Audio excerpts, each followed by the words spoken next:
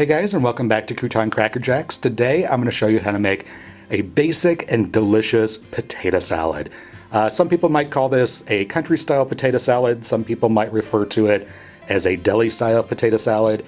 Either way, it's got the perfect balance of sweet and tangy from the sugar and the vinegar and pickles and everything else that's in this.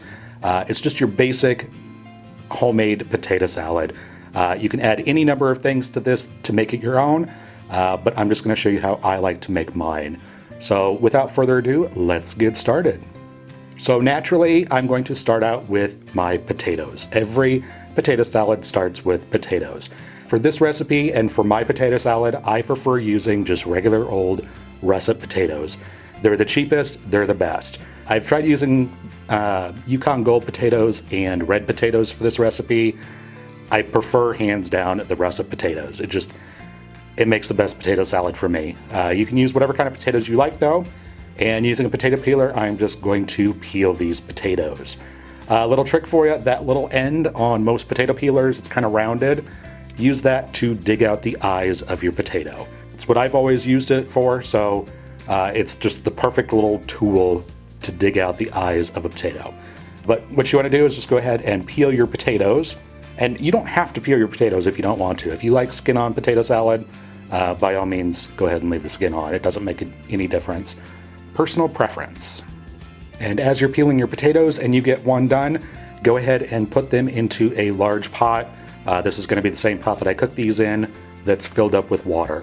You want to make sure and keep your potatoes covered. That will prevent your potatoes from oxidizing and turning that pinky brown color.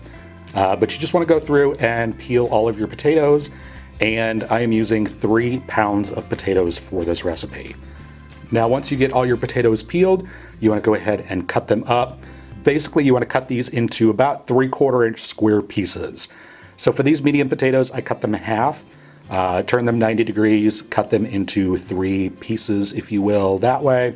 If it's a larger potato, do 4, and then cut those into chunks. Basically, like I said, you want about 3/4 inch by 3/4 inch by 3/4 inch pieces. And then again, throw your potatoes back into the water that you pulled the potatoes out of. That way they do not oxidize on you.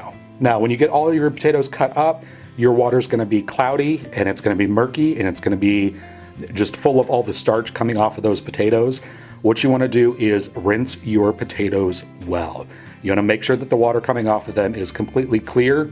Go ahead and rinse these a good 3 or 4 times and then drain them completely. You want to make sure that all of that starch gets off of those potatoes. Then you want to go ahead and light your stove and take your pot, and you want a large pot for this. Put it over medium-high heat, actually even high heat at this point. Take your drained potatoes and put those into your pot. And you want to add enough cold water to this to come up about 1 inch over the top of the potatoes. Starting off with cool water, your potatoes cook evenly. As the water comes up to temperature, your potatoes come up to temperature. If you start out putting cold potatoes into boiling water, the outside of the potato is going to be mush before the inside is actually cooked.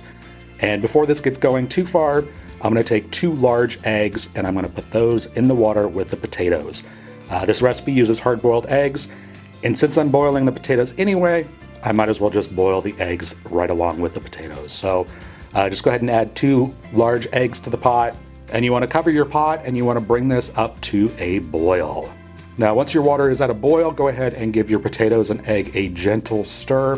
You want to be careful with this because you do not want to break your eggs, and you also don't want to break up the potatoes. But once this comes up to a boil, you want to boil this for exactly 10 minutes.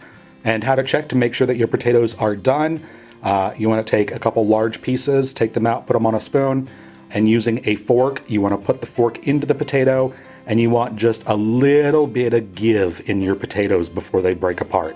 If you can see there, it's just the slightest little bit of give before the potato breaks up. You don't want to cook these any longer than that because they will finish cooking when you take them off heat. But you want to go ahead and drain these in a colander, and once they are drained well, go ahead and pour your potatoes and eggs back into the pot that you cooked them in. And here you can dig out your eggs, and you want to put your eggs in a bowl of cold water. You want to stop that cooking process as soon as possible because If you cook your eggs too long, you're going to get that dreaded green ring around the yolk. Go ahead and put those in a bowl of cold water to stop the cooking process immediately. And then you want to keep your potatoes in the pot that you cook them in to cool, and you want to cool them completely before you do anything else with them. If you add a salad dressing to hot potatoes, it's going to break on you, and you don't want that. So just go ahead and let your potatoes steam off and cool, and I'm going to let these sit for about a half an hour before I even start making the dressing for my potato salad. And while you're waiting for your potatoes to cool off, you can go ahead and peel your eggs. It helps to wait a little bit for your eggs to cool down before you peel them.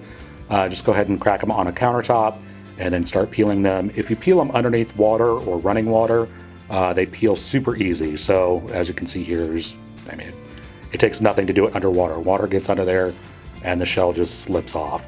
But just go ahead and peel your eggs and set them off until later. I'm going to need a few vegetables for my dressing. I went ahead and already cut up half of a yellow onion here off a video. I thought I was recording when I wasn't. You don't need to see me chop onions anyway. Everybody knows how to do that. I have also got 2 stalks of celery here. I'm just going to cut the ends off as well as the tops. If you want to save the tops, they make a nice garnish. You don't have to keep them, and I'm not going to keep them here. The celery, I'm going to cut the sticks or stalks into quarters, and then I'm going to chop those up because I don't like really big chunks of celery in my potato salad. But I'm just going to cut these into 4 slices and then turn them around and cut these into a dice, if you will. And I'm just going to go ahead after I get that done and set those off to the side until I need them later. Now for our dressing, in a large bowl, and you want to make sure that you use a plenty large bowl for this because it does make a lot of potato salad. I've got 1.5 cups of mayonnaise. This recipe really does not work with Miracle Whip, so since we're going to be adding sugar to this, stick to just plain old mayonnaise. I'm going to throw my eggs in there, and using the back of a fork, I'm just going to break up my eggs. If you like big chunks of egg in your potato salad, don't mash it up as much, but I'm going to mash this up pretty fine. And then you want to add in 1/4 cup of sugar, as well as 1.5 teaspoons of salt. It seems like a lot of salt. It really isn't because there are a lot of potatoes here. 2 teaspoons of white vinegar, just plain white distilled vinegar. Then you want to add 2 tablespoons of sweet pickle relish. You could also use dill pickle relish if you wanted to. I like sweet in mine. And finally, I'm going to add in 2 teaspoons of prepared yellow mustard. If you like a more mustardy potato salad, you can add more mustard if you want to. That's perfectly acceptable. And then using a spoon or a fork, whatever, just go ahead and mix this up well. And then you want to add in your onions and celery and go ahead and get that mixed in. And you want to make sure to mix all of your ingredients and get your dressing thoroughly mixed before you add the potatoes, because you don't want to overmix this once you get your potatoes added. So go ahead and take your cooled potatoes. Again, make sure that they are at least room temperature. You do not want them warm or hot at all. But go ahead and add those into your bowl. And then using a spatula, I'm going to gently fold the dressing into my potatoes. You want your potatoes to remain in as large of chunks as possible. So don't go crazy, stirring. You want to gently fold this so your potatoes do stay as whole as possible. And a little secret for you, just to bind up the dressing just a little bit, I'm going to add 2 tablespoons of instant mashed potato flakes into the finished mixture. I'm just going to fold this in. Basically what those do, the potato flakes, they bind up the dressing and make the dressing firm. It also helps it kind of stick to the potatoes a little bit better, so the dressing doesn't run off of the potatoes, which can be a problem with some recipes. So there you go. You want to make sure that those potato flakes are evenly distributed in there and everything is well mixed together. Everything is combined perfectly. Go ahead and give this a taste. Make sure that the salt is okay for you. If you need a little bit more salt, go ahead and add it if you want to. If you need more mustard or vinegar or eggs, whatever, now is the time to do it. But you want to go ahead and cover this with a piece of cling wrap, saran wrap, and refrigerate this for at least 4 to 6 hours before you serve this. The longer you let this sit, the better it gets. But there you go. There's your basic, all-around, simple, homemade, deli-style or country-style potato salad. Definitely give this recipe a try. If you do, let me know how you like it down below in the comment section. If you like this video, be sure to give it a thumbs up. I would greatly appreciate it. Subscribe for more deliciousness and to keep up to date on all my latest videos. Thanks so much for watching, and we will see you next time.